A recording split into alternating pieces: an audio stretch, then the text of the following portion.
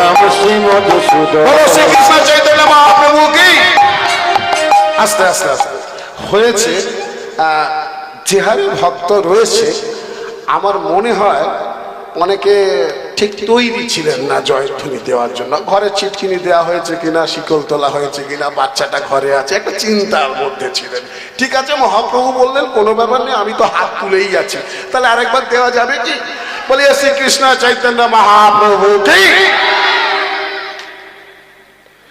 আচ্ছা, ভক্ত তো বাড়েনি আমার, তাহলে আওয়াজটা কি করে বাড়লো?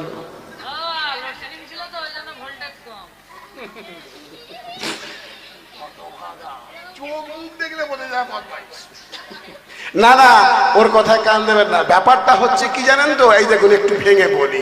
মনে করুন বাড়িতে কোনো সাধু, গুরু, ব্রাহ্মণ, বৈষ্ণব বা ভিখারি এসেছে, মনে করুন এসে যদি বলে হরি বল হরি বল, পকেটের ভেতরে হাত চলে গেছে, মোবাইল বার করছে না, পকেটের ভেতরে কাজ চলছে, তার মানে কি পকেটে ওই যে হাত ঢুকিয়েছে আর বার হচ্ছে না, মানে কি কাজ চলছে, মানে ভেতরে গনাগনি চলছে। বড়টা দেবে না, ছোটটা দেবে, তাই না?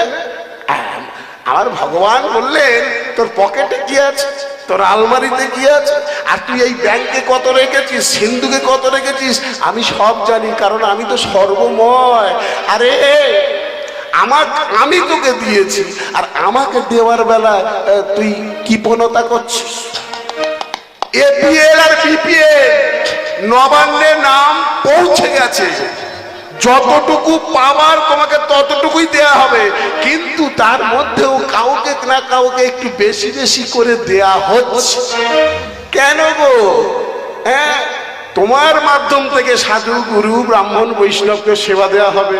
এই যে কমিটির বাবারা এত বড় একটা হরিবাসনের সৃষ্টি করেছে, এই যে অনেক অর্থের প্রয়োজন, পরপর পরপর কীর্তনিয়াগণ আছে, তাদের তো একটা বাজেট আছে, তাদেরকে নিয়ে আসতে হচ্ছে, তাহলে অর্থের প্রয়োজন, তোমাকে একটু বেশি দেয়া হয়েছে। কেন? এই সবের মাধ্যমে তোমাকে একটু খরচ করতে হবে, তা না করে তুমি বেটা কি করলে সব এক জায়গায় জড়ো করে রেখেছে।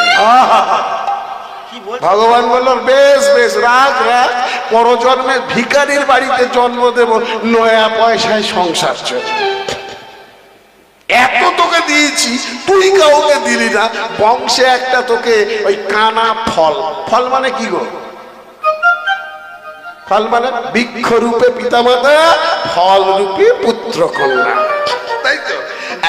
তোকে এত দিয়েছি, তুই এক জায়গায় জড়ো করে রেখে দিয়েছিস, কাউকে কোনোদিন সেবা দিলি না, কারোর জন্য কিছু দান করলি না, ওই বংশে একটা ফল এমন দেব, হসপিটালে মশার কামড় খেয়ে দিন যায়।